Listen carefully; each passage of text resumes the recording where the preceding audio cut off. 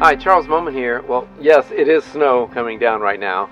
Here in southern Indiana, we get some snow every, now and again, 4 years apart or something. We might get one or two really big snows, but it's snowing, but it's not going to stick. It's going to probably turn to rain here soon.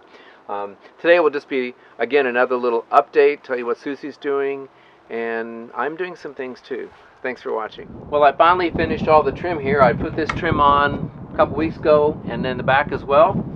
And was going to do it in pieces here, but then I did not like the way that it looked, so I did some edging down of the wood to get the cabinet to fit well, and ordered a new 36-inch piece. And I did not think this would work, but we cut a piece that is this length, for what it was, 31 something, and then we used a chop saw to cut off this end. That worked well. And then we just had a stressful half hour, didn't we? Trying to decide which way to bend and not bend. Tell them what we just did. Well, so you have to measure so accurately from here to here, and then you measure how you want around the corner. You should probably leave, oh no, actually it bumps into here, so it's perfect. You cut the top flange with a table saw, carefully. Chop saw, not table saw. Chop saw with sacrificial wood to keep it steady, and you just, as you saw in the picture, how to bend it. You want to make sure you support both sides flat. If you don't, you're going to have a big round thing there. But it stretched it pretty good. Yeah. And we'll just touch it up a little bit, but that just nice. I don't know if it's so dark there. It's showing. Yeah, it looks brown. So yeah, it is brown. Oh. It's bronze. Oh. Okay. And so it's the cabinet will be sitting on there. And that is a thing of beauty. It is. It is. But none of this is going to show. No, it won't show. It's covered up by the cabinet. I just said none of this is Oh, right. This is an example. We could not agree on. We just went back and forth about what should go on the top. And there is going to be an edge that shows. It won't show because the cabinet will be on top of it. I will make sure of it. Thank you, Mrs. Moman. You're welcome. Well, the second bed is turning out better than the first bed.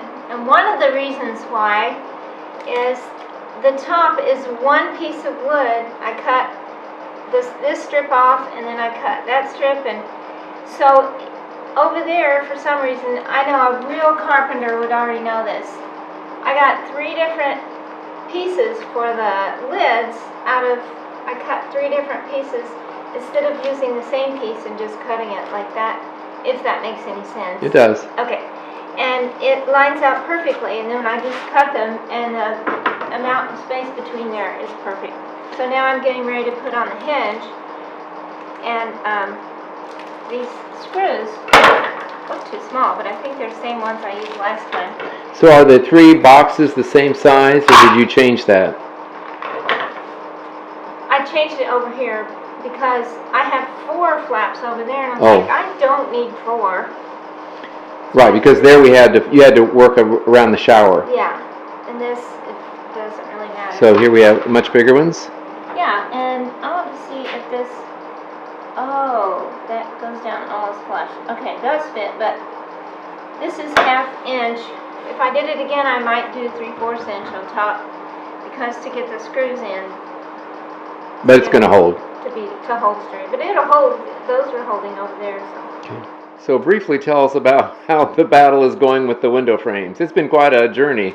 Yeah, the window frames are done. I just need to tack them in or with the brad nailer and put the little black pieces around them, and that was a big deal to get done. So once I get those done and the bed's done, I'll start on the cabinets. And the cabinets are really... Oh, you mean the upper cabinets? Yeah. Oh, I'm excited. You hadn't told me that. Well, actually, no, that's right. Yes, the upper cabinets. Right. But we really need to wait till we get the shiplap up because they're going to fit.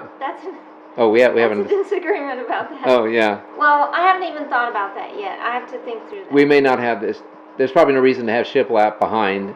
Right. Yeah, that makes sense. It just makes it less space. She just won that one, ladies and gentlemen. But we've sort of been holding off on the shiplap. We want to see it up, but we really need to get the furniture done and all that, and then we can really boogie. Right now, there's no right or wrong as to what we do next, because everything has to be done. Yeah. Once we get the furniture done, then we can concentrate. But you helped me out because you got the window frame in, even if it's got a little tweaking, because I finished insulating. Right. So I've kind of done all I can do right now on the inside. So we're trying to figure out about the doors. Right. Carpet, no carpet. Yeah. And I think we decided we're going to not put carpet everywhere on metal surfaces, because we see a lot of people don't do that, especially on the back door.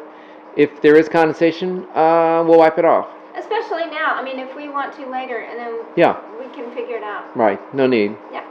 And then we have, I've got other stuff to do because I'm going to be installing a rack and lights and cameras. So I've still got my stuff to do. So Susie is not the only one working, but she is putting in more hours than me, I would say. Yeah, and actually, you have more work to do, and I have a jigsaw puzzle to finish. That's kind of it, yeah. It's Sunday. It's time, family time. Is she not the cutest partner ever in a van build? Oh my goodness. Well, thank you, and I keep saying it, but I'm really proud of you. You're doing a great job. She just loves to figure things out, don't you? I do. It's my mom. My mom taught me that. Well, and my dad. And by the way, thanks for watching. Haha, beat you. This might not be the finish. Oh. Well, I was glad that Susie got that window frame done, because then it allowed me to get the insulation all done, and this is all sealed, both sides, ceiling. Actually, the inside is pretty much all ready now, except it's just waiting for the furniture and the shiplap. Along the edges on the top, still need to finish those out, so you still see some bare metal there, but you do see insulation. I put plus nuts in, and we're trying to decide what kind of extra support we might need for the shiplap in the ceiling, but kind of working on that, then we'll get that done. And then I was happy to get the rack and fairing and ladder from Flatline Band Company. And you know, I get all kinds of comments on my YouTube channel. Some I leave on, some I take off. But most of them are really nice. I get a lot of really good stuff. Somebody said something about they thought that this was in a price range. It was out of reach of most people. And I don't know if that's really true, if I could say that, because everyone's got their own budget. And some of the racks that you see out there that are for this, and some you can, like, you know, if you get like a work rack, roof rack, you'll find out, if you read the details, you'll find out that they cannot support a deck. You are not to be up there standing. Whereas this kind, this is the kind of rack that a lot of the van lifers or people doing a build like me, they want something that they can put a deck up there and safely be up there and not be bending their roof or being in a dangerous situation. You can spend some less if you want to get something like I say, for a work truck, but again, can you stand on it? And then trust me, you can spend 2 to 3 or 4 times more than Flatline. And Flatline is super quality, and they know what they're doing. And, you know, understand, some people, they just buy a van that's already made. And so those companies would buy from a builder like Flatline. And so they've got a great reputation. People that have them love them. And but there's lots of options out there. So you just find what works in your budget. I was actually leaning toward doing a DIY. I found I'd sort of put together a plan from 2 or 3 different videos, maybe using 80-20, at least for some of it, the aluminum. Wasn't quite sure, but then this opportunity came up, and very happy that it did. So as soon as this rack gets on and Susie's still working, then I can go to my son-in-law's and to the business that he's involved with, his father and his uncle, and he's going to help me with the lights and the cameras. And I have running boards. I don't think I've talked about that, but I've got some nice running boards that are going to go on it. And let me show you one of the LED lights that I put on in the front. Well, let me finish up with this. This is a license plate mount from Nylite on Amazon, and this is their 12-inch LED light, which is both a combination of a flood and spotlight. And it, boy, really lit up the area. I'll show you a couple of pictures here. And I've noticed some of the pictures showed this light on the top. And I think, and a friend of mine saw my comment on my Facebook page and went, I bet that's because this needs to be up here, because, and this needs to even be up higher so they can have a license plate, because many states require front license plate, but we don't in Indiana. So I can do that. So as a result, I like it like this, and then I'm going to get shorter bolts, and I'll probably spray paint them black just to look nice. And so we'll get I have a wiring harness to run, and it should work out great. So this was altogether like, around $50, and it will be great in many situations. So anyway, these are the kind of lights that I'll be putting on for safety, and pretty excited about all the little extras. And I'm even I'm going to put in a keypad so that we can unlock the doors without the key. I didn't realize that was an easy add-on, and I found out how to do the programming. So I'm going to add that as well. So there you go. That's the latest, and thanks for watching.